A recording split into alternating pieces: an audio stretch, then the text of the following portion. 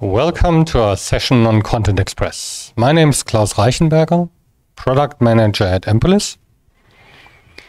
And I would like to share a couple of minutes with you talking about the perfect product experience. Why is that important? What does a perfect product experience include? And how can we make it happen? Digital channels today offer many new opportunities.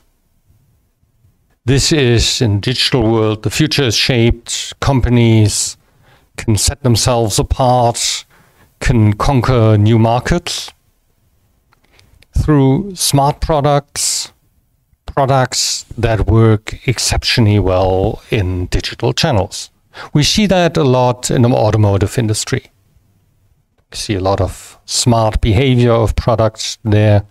We see that also at home, in smart homes. We see that in the clothing sector, in medicine, in sports, but not only in the area of consumer goods. In industry, in machinery, with the advent of IoT, with smart factory scenarios, smart products are equally important, only that they interact a lot more among each other than with the users or with the customers. So this is a really important area of digitization. And we think that this will go across all the channels. You want to offer the perfect experience for your customers across all the channels. And you also, at least we think that's true, you want to offer that across the entire life cycle of the product, or let's say the life cycle where your customers interact with your products. So from the point on when they select it, when they buy it, when they first use it, up to the point when there's a service case, when they have to repair it maybe or get it to work again. And with these topics, you're in the middle of personalization issues, of customer centricity. So you're in the middle of the really important topics of digitization and making your customers fans. So it's very promising, but also a challenging task. You have many channels. Each day there's more of them. That's a chance. There's many channels that you can interact on with your customers. But you have to provide information for all these channels. There's more complex products. There's more personalized products. Again, a chance, but also a challenge to make your products and your product information ready to be personalized. And all this has to do a lot with data. Data seems to always be a problem. Sometimes you don't have the right data for the personalized experience. Sometimes you have the data, but they're not available in digital form. Sometimes they're locked away in silos. So today's talk will also be about how to deal with data, how to make the most out of your data with AI techniques, with the digital twin, in order to offer the perfect product experience to your customers. And because that's such a channel, I need help from my favorite colleagues, from Achim Steinacker, one of our directors of delivery, with a lot of experience, practical experience in creating perfect product experiences around products. And together with Terlutter, also delivery director in our industry sector, and absolute expert also from the field of practice, of practical experience, with providing just the right information to customers and letting them have the perfect product experience. And Rainer will be the first to show a small example how this can work in real life and how this can go wrong in real life. Yeah. Thank you, Klaus. So let's start with the example. And therefore, just imagine a couple which recently received their first child, and they're both very, very happy. But nevertheless, they both know the old times with a two-seated convertible, they are over now. So the future will provide other pleasures for them, but they have to search for another car which follows the Roadster with only 2 seats to enable a third or fourth passenger to join the trip. And therefore, he thinks about the requirements he has, or they have, and thinks about, well, what should the new car come with? And he thinks it should be a car which is usable both for his drives for working as well as for the leisure time with the family. And he would like to have a car which had this fantastic feature where it, depending on the traffic, stops automatically and accelerates automatically, depending on what the car in front of him is doing. It should not be an SUV. He thinks SUVs or vans, they are old-fashioned, they are not so beautiful. He would like to have a station wagon. And as a digital native, he starts his configuration of the car in the internet. And he uses the Ford car configurator site in this case and searches for a station wagon for his family. So let's choose family cars. He thinks he chooses family cars. But Ford does have another opinion what a family car is. They think only vans and SUVs are really family cars, and therefore he has to deselect that to find the family car he wants to have, a station wagon, and in this case it's a Mondeo station wagon. And after that, and I guess every one of you has already configured a car on the internet and knows that you have to make several decisions in the meantime, that you have to read lots of information, and that you finally do not know what you have really configured, and if every needed feature is really on board of your next car. In our case, the question is the cruise control adaptive with, and I have to read it, I've got to get a little bit closer, with collision warning system and including distance display and distance warning and pre-collision assist with speed limiter and so on, which you cannot have together with the 8-speed automatic transmission. And you have to see what Business Package 2 has to say. Well, I don't know, is it really the feature that I'm looking for? So he is disillusionized and thinks, okay, my requirements, they are not really relevant for the manufacturers. I cannot start with just telling my requirements. I have to learn which features the products offer. And I have to learn the language of the manufacturer, or even better, the different languages of different manufacturers, where the same feature might have a lot of names. And so therefore ACC, I thought this might be antitussive medicine to reduce your coughing. It might not be the name for the requested feature at all manufacturers. So he has to think like the manufacturer does. And this also continues in the moment when you start to use the product. In this case, when you start to drive. At the beginning, everything is fine. You are familiar with most of the features of a car already, and the new ones has been explained to you by the salesman at the car dealer. But there might appear a situation in which you would need help.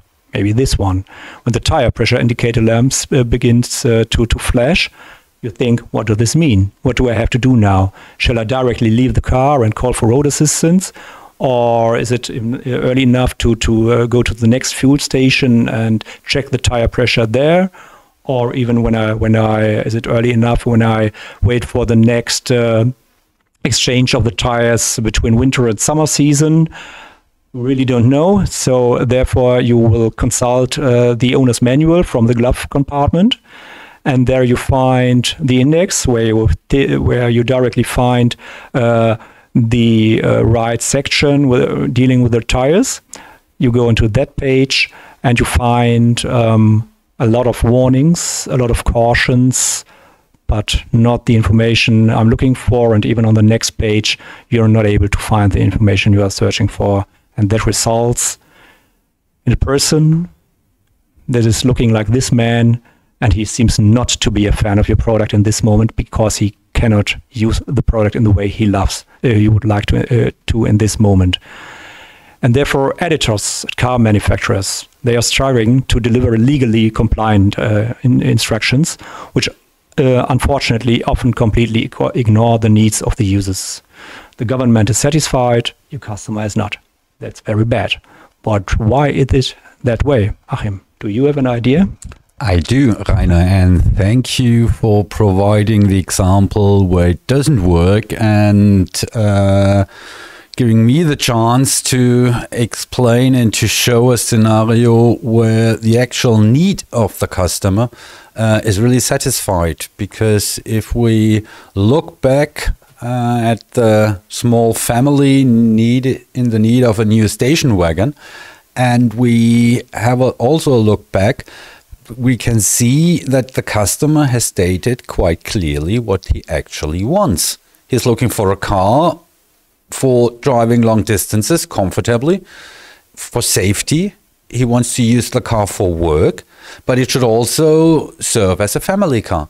And what has the producer as an offer for this family, and what's going wrong? And as Rainer showed, the producer, the car company, they are only offering their products, features, options and variants. So probably they are offering what they call a digital twin, because a list of components and options, but that's not what the user wants to see. He wants to express his needs, and he wants to immediately have a selection of cars fitting his needs. And what you can do in a first step is use natural language processing just to extract relevant keywords, just to try to already skip different options of your cars and to try to deal with what the user was willing and what he was able to provide and how he was able to express his wishes. And the real challenge is, how can we map the wish and demands of the users to the options and properties of our different models and variants? And this can be easily achieved with using a knowledge graph in the background as the heart of the translation process.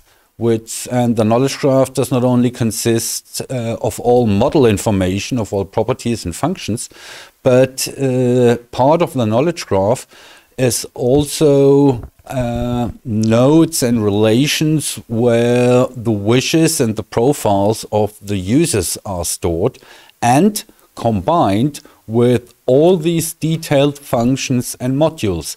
And so I can map the situation that the user wants to have a car for a family to the length of the car, to the number of seats of the car, to the possibility to store luggage in the car, and to do a mapping to concrete properties and values. And using this knowledge graph can therefore be used to map the wishes and demands of the customer with appropriate and available models. So besides the natural language processing, explicit semantic modeling and the semantic representation of rules can be used to overcome the gap between what the user is able to explain and what the company and the product has to offer.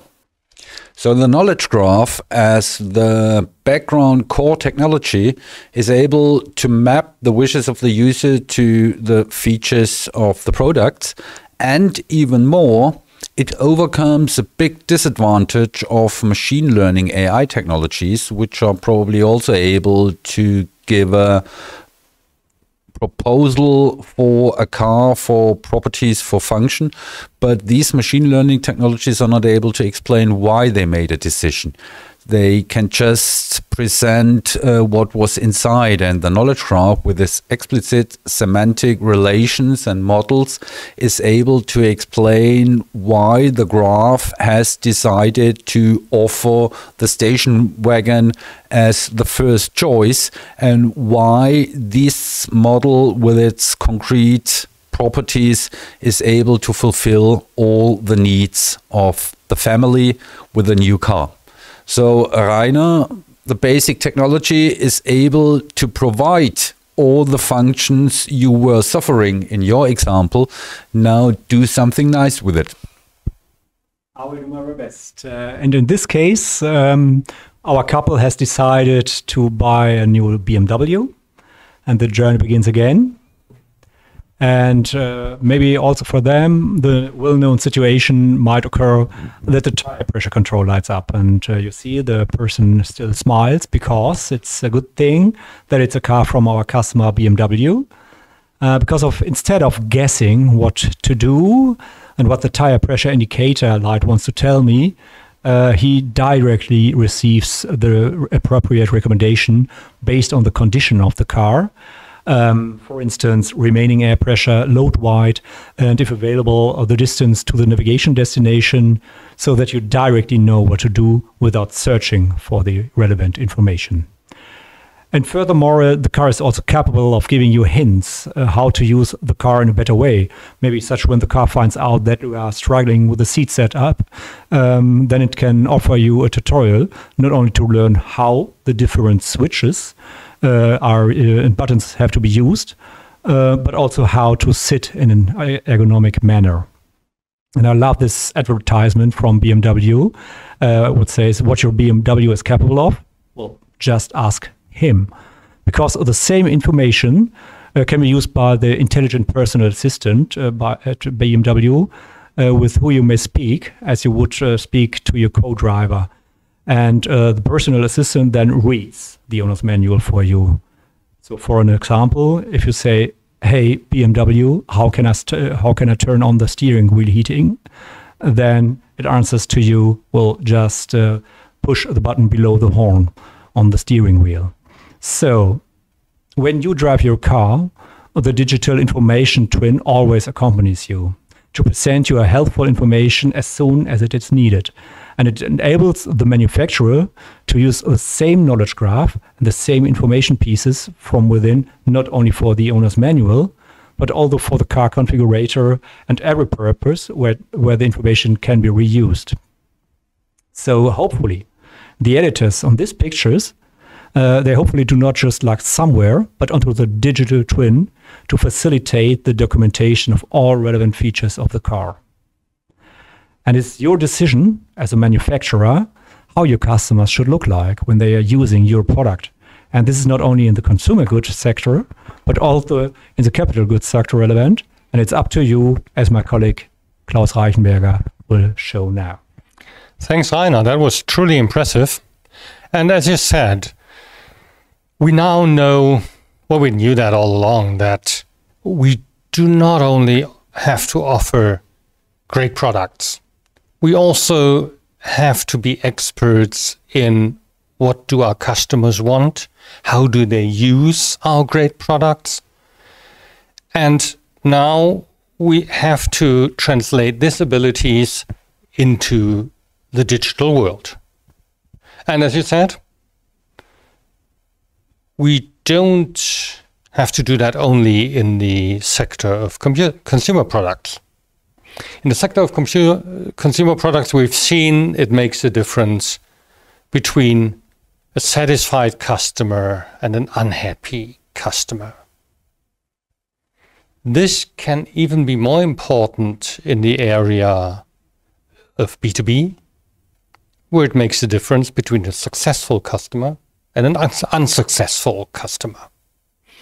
And for that, we brought along another really quick example. Take, for example, the company Wirth. They are doing fastening solutions, and their typical customer is one who is constructing a building, for example. And these people, they have a fastening problem that they are far from expert in fastening articles. They know they wanna attach a spiral duct, a pipe, to a concrete ceiling, and expect Wirth, the fastening experts, to provide a solution for that. But looking in their catalog and on their website is not such a satisfying experience, because in the catalog it says, here's 75,000 fastening elements. Please browse through it until you find a solution for your problem. And when you actually browse through it and after X time found a solution for your problem, then you probably will have more than one fastening element. You will need a couple of elements to do that job. Then you have to still look up in really, really complex data sheets whether this combination of fastening elements with your fastening task will make a match, will, for example, be able to hold the load of the pipe you want to attach to the ceiling.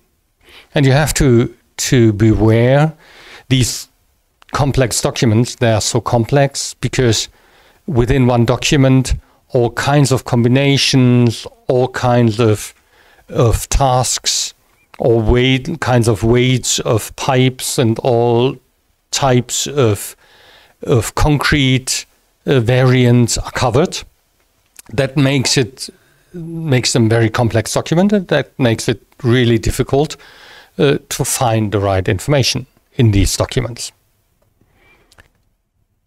So, as we've seen earlier, instead of that, using a digital twin that represents the task at hand, the possible types of concrete, the possible types of pipes, and the elements, your products. You're able, if you do that, if you represent that in a digital twin, and you represent the logic in a digital twin, you're able to tell your customers, well, you probably need an anchor, you probably need a threaded rod, and you can attach to this threaded rod, you can attach a pipe clamp, and this pipe clamp will hold your pipe. And if you choose the elements we propose here, we can guarantee that it will take the load of the pipe you want to attach. In fact, the load it can take is more than double, so there's quite a margin for security. Now, this really makes it easy to press the order button, because you really solve the problem for your customer, and you really have the potential to make an unsuccessful customer to a successful customer. Wirth actually takes that even one step further, extracting information about the task at hand from specification documents. Interesting challenges here with context and so forth, and actually compiles from that information, offers semi-automatically. Well, that's a small example of what you can do in the B2B business with that. But before we come to our conclusion, let me really quickly hand over to Achim again. Thank you, Klaus, for that. And no surprise about my recommendation now. The best you can do with the rest of your day is just stay with us in this track. Listen to other examples, listen to concrete examples from customers where they present their implementation of digital twins, of digital information twins, about how the idea of a digital information twin and a deep knowledge about products affects company, corporate strategies, how to deal with information in the next years. So stay with us, attend these talks. And what about your level for smart products? What are your challenges for digitization, for your perfect product experience? Get in contact with us.